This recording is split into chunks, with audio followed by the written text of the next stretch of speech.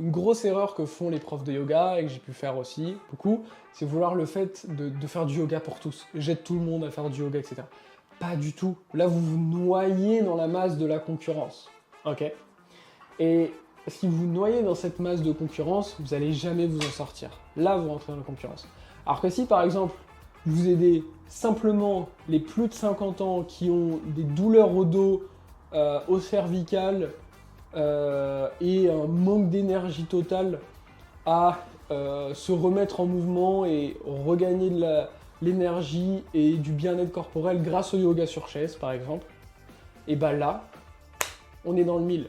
Vous allez toucher une toute petite partie de la population, mais cette toute petite partie, ce qu'il faut savoir, c'est que grâce au digital, il y en a des milliers, des milliers, des milliers, ok?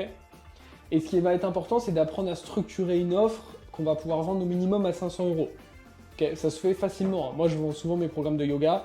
J'en ai vendu des dizaines et des dizaines et des dizaines à plus de 2000 euros. Donc, vendre une offre à 500 euros, c'est ce que font la plupart des profs qu'on accompagne au début. Ça se fait facilement, okay, quand on la structure bien. Okay. Par contre, si on veut juste vendre des cours, un abonnement, etc., ça ne marchera jamais. Hein, okay. Et donc, on touche une toute petite partie de la population. Ce qu'il faut comprendre, c'est que par exemple, si vous avez envie d'aller gagner, je sais pas, 4000 euros en plus par mois, bah, si vous vendez une offre à 500 euros, il vous suffit d'avoir seulement 8 nouvelles personnes par mois. Commente 3 sous cette vidéo pour découvrir ma méthode en 3 étapes pour développer ton activité du yoga.